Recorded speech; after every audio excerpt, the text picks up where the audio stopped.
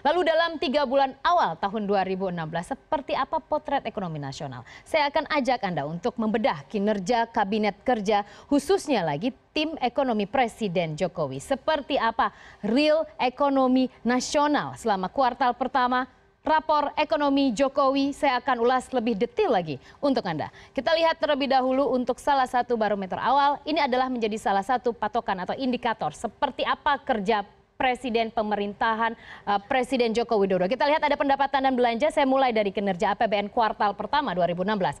Untuk pendapatan sendiri tercatat ada penurunan 12,8% secara year on year. Kita lihat 247,6 triliun rupiah. Ini jauh lebih rendah dibandingkan realisasi periode yang sama tahun 2015 di sekitar 270-an triliun rupiah. Dan 13,6% dari target tahun ini pendapatan di 1.800-an triliunan rupiah. Jadi 247,6 triliun rupiah mengalami penurunan 12,8%, dan karena kontribusi pajak adalah yang paling besar 75% dari total pendapatan negara. Untuk pajak sendiri pendapatannya pada kuartal pertama mengalami koreksi karena salah satu penyumbang utamanya koreksi untuk pendapatan pajak dari sektor migas. Harga minyak yang masih dalam tren bearish ataupun tren penurunan, kemudian permintaan yang masih saja berada pada level yang sama membuat pendapatan pajak menurun, dan efeknya yaitu ke pendapatan negara. Pendapatan negara kuartal pertama mengalami koreksi 12,8%. Kita ke belanja. Lalu bagaimana dengan belanja? Oke lah kalau pemerintahan Jokowi tidak mampu menggenjot pendapatan karena kondisi global dan juga regional yang tidak bisa diotak-atik lagi. Namun bagaimana dengan belanja? Ini sesungguhnya kabar yang membuat lega hati saya dan kita semua. Kita lihat untuk serapan belanja naik 18,5% dibandingkan periode yang sama tahun sebelumnya dan mencapai 390,9 triliun rupiah. Dan kita lihat ini merupakan angka yang menarik. Bagaimana peningkatan belanja meskipun pendapatan tidak begitu baik, namun serapan belanja menunjukkan bagaimana konsistensi program infrastruktur utamanya, karena belanja pemerintah merupakan salah satu yang berkontribusi utama. Belanja pemerintah utamanya adalah proyek-proyek infrastruktur yang memang harus ditetapkan Jokowi, harus segera direalisasikan seperti MRT misalnya atau proyek-proyek jalan, proyek infrastruktur lainnya. 18,5% dibandingkan periode yang sama tahun lalu, dan ini merupakan 18,7% dari target lebih dari 2 triliun rupiah untuk belanja tahun ini.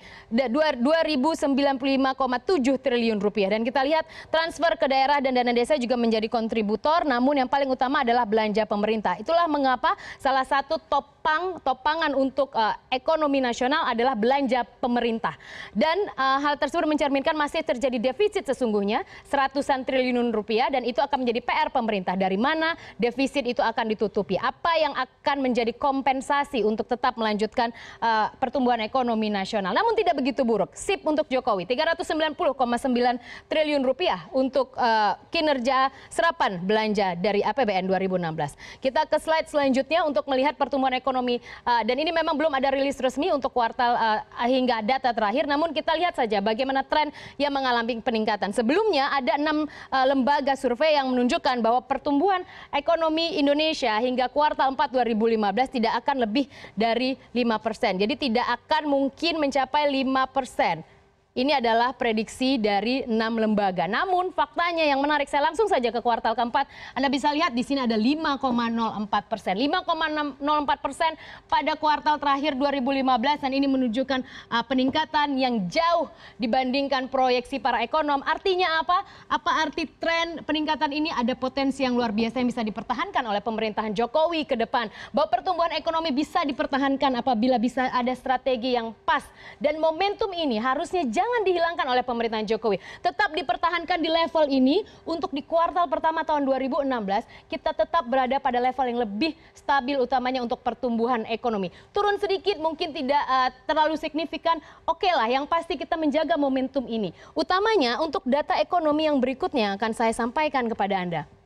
Kita lihat ini ada data inflasi. Mengapa inflasi? Saya pergi ke sini karena 54% pertumbuhan ekonomi masih ditopang oleh belanja ataupun konsumsi rumah tangga, dan kita lihat inflasi merupakan salah satu indikator yang menarik. Dengan inflasi yang terkendali, maka ini akan menjadi momentum yang cukup baik untuk pemerintahan Jokowi untuk memulai strategi-strategi ekonominya ke depan agar ekonomi nasional tidak terlalu guncang dengan ketidakpastian global. Saya lihat untuk Januari 2016 kita mencapai 4,14%, Februari 2016 sedikit peningkatan 4,42% dan ini merupakan data year on year ataupun periode yang sama dibandingkan tahun lalu. Kemudian untuk Maret 2016 4,45%. Ini masih lebih rendah dari target pemerintah, namun paling tidak ini menunjukkan ada pertumbuhan ekonomi, ada masyarakat yang belanja dan inflasi menjadi salah satu indikator yang menarik agar pemerintah tahu akan dibawa kemana ekonomi nasional. Apa yang harus dilakukan agar masyarakat mau belanja dan apakah inflasi tersebut masih dalam range bank sentral untuk inflasinya. Karena sampai saat ini BI sendiri menetapkan targetnya ada di 4% plus minus 1% untuk inflasi sendiri. Dan ini menarik bagaimana Bank Indonesia juga menjadi bagian yang harus berkontribusi agar inflasi juga bisa menjadi bagian yang cukup positif untuk ekonomi ke depan. Tidak buruk untuk inflasi di bawah pemerintahan Jokowi pada kuartal pertama 2016. Saya akan ke pergerakan rupiah untuk rapor ataupun indikator-indikator Jokowi selanjutnya. Tadi kita sudah membahas APBN, serapan belanja, kemudian kita sudah membahas tentang inflasi, sudah pertumbuhan ekonomi. Sekarang kita lihat bagaimana pergerakan nilai tukar rupiah. Apakah ada sentimen positif di masa pemerintahan Jokowi pada 3 bulan pertama? Dan kita lihat ini adalah pergerakan dolar Amerika terhadap rupiah. Jadi saya lebih menjelaskan lagi di sini, ini terhadap rupiah untuk pergerakannya mengalami penurunan sesungguhnya. Ini adalah hal yang ya memang kita mengalami pelemahan sejauh ini, namun hal ini 13.150 rupiah per dolar Amerika dibandingkan 20 Januari di 13.964 rupiah per dolar Amerika. Ini membuktikan bagaimana dolar Amerika mengalami pelemahan dan artinya yang menguat adalah rupiah. Kita lihat sendiri 13.900 ke 13.150. Kita semakin mendekati level 13.000 rupiah per dolar Amerika. Ini sinyal yang cukup positif. Bagaimana ada respon yang cukup positif dari pasar. Kemudian kita lihat lagi bagaimana Bank Indonesia, Bank Sentral juga terus mencoba berbagai kebijakan untuk mencoba mendalami pasar uang sehingga ini akan menolong pergerakan rupiah dan tetap menjaga fundamental nilai tukar rupiah tetap pada level keseimbangan barunya 13.150 pada 19 April 2016 dan untuk salah satu skor untuk pergerakan rupiah cukup positif. 13.150 mengalami tren penguatan terhadap dolar Amerika. Selanjutnya kita lihat untuk pergerakan IHSG ataupun pasar portofolio. Pasar juga merespon cukup positif. Kita lihat ada kenaikan pada kuartal pertama dari 4.525 level IHSG. Dan hingga data terakhir menunjukkan berada di 4.869, bahkan tadi kita menyentuh 4.880-an. Dan ini menjadi salah satu juga bagaimana investor membaca kemampuan ataupun juga sentimen ataupun juga setiap apa yang terjadi aktivitas ekonomi di dalam negeri ketika ini mengalami kenaikan, artinya investor memberikan nilai plus terhadap ekonomi nasional, terhadap potensi di pasar nasional, dan itu positif, cukup positif untuk kuartal pertama 2016.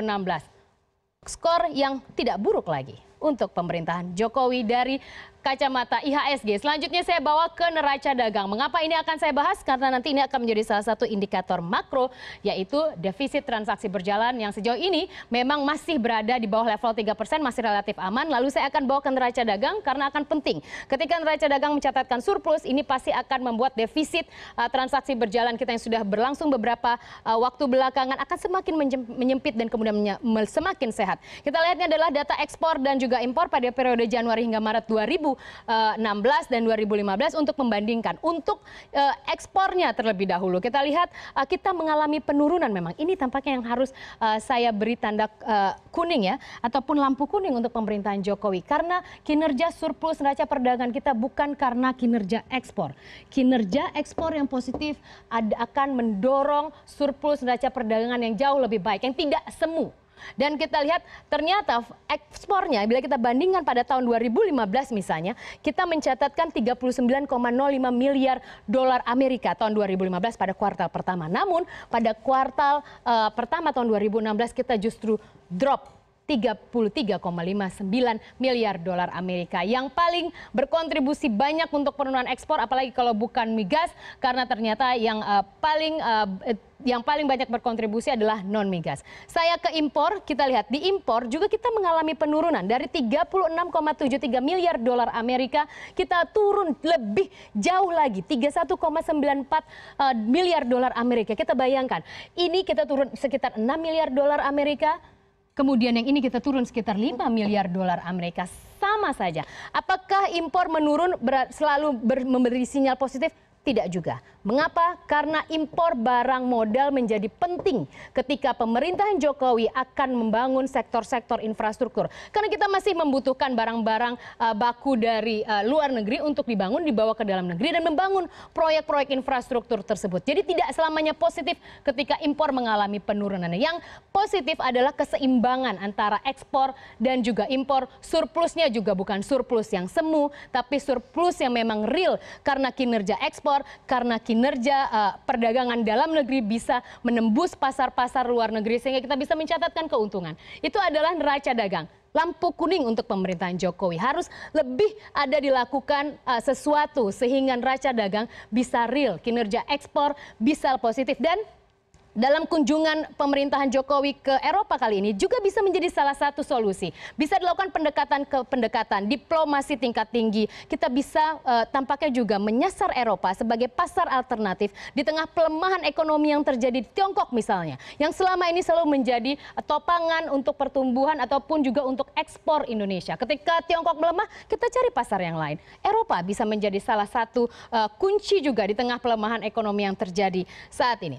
Oke, dari neraca dagang, lampu kuning untuk neraca dagang. Selanjutnya indeks ketimpangan sosial ekonomi. Ini sebuah hal yang menarik. Penurunan untuk ketimpangan ekonomi sosial ekonomi kita mengalami penurunan meskipun tipis 0,01%. Dari 0,41 turun menjadi 0,4 untuk penurunan indeks koefisien Gini. Ataupun sederhananya adalah ketimpangan sosial antara yang kaya dan yang miskin. Jadi ini merupakan range. Semakin mendekati level 1 maka akan semakin besar ketimpangan antara yang kaya dan yang miskin. Semakin mendekati level 0, maka akan semakin baik, semakin merata pertumbuhan ekonomi di negara tersebut. Sekarang Indonesia ada di mana? Di 0,4%. Ini juga level menengah sebenarnya, tapi tidak ada salahnya kita waspada. Karena luas Indonesia yang begitu besar, kemudian juga kita lihat kita memiliki negara-negara kepulauan, tidak begitu mudah untuk mencapai negara provinsi-provinsi ataupun wilayah-wilayah perbatasan, maka ada baiknya pemerataan ekonomi dilakukan ekstra misalnya.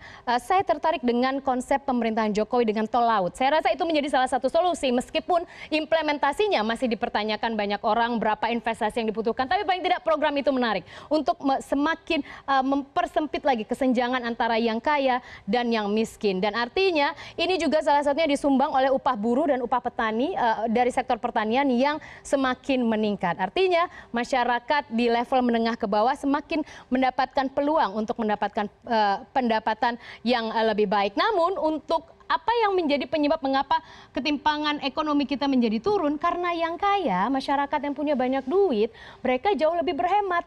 Belum lagi kalau mereka merupakan pengusaha-pengusaha dari sektor tambang dan migas yang saat ini mengalami drop untuk harga jual, permintaan yang masih stagnan, maka mereka juga mengalami penurunan kekayaan.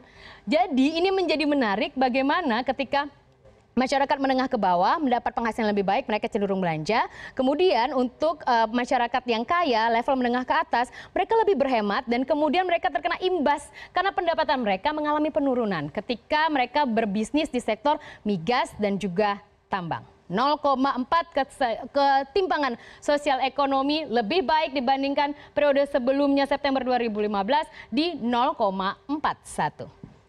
Good untuk pemerintahan Jokowi. Selanjutnya saya akan lihat ini adalah pertumbuhan investasi. Investasi juga penting. Bagaimana pemerintah juga begitu gesit kita lihat untuk mengeluarkan paket kebijakan ekonomi. Salah satu yang disasar adalah target investasi pada tahun 2016 di level 594,8 triliun rupiah dari 2015 di 545,4 triliun rupiah. Dan begitu optimistis untuk mendapatkan realisasi di tahun 2016. Sebelum saya menutup, dari begitu banyak yang saya ambil beberapa pointers 3 bulan pertama tahun 2016, saya tertarik untuk menghadirkan pada Anda statement Presiden Jokowi yang menitik beratkan kemana arah kabinet termasuk juga tim ekonominya akan bekerja. Kita lihat bersama. Kita adalah politik kerja. Politik kerja. Jangan bukan politik rencana, bukan politik wacana, Ayo politik kerja. Yang ada adalah politik kerja. Dan saya ingin tidak memakai kata politik yang tadi disampaikan oleh Presiden Jokowi karena yang baru saya sajikan adalah data. Tidak ada politisasi di data karena data bicara angka yang memang real dan juga fakta. 3 bulan pertama tidak begitu buruk untuk pemerintahan Presiden Joko Widodo.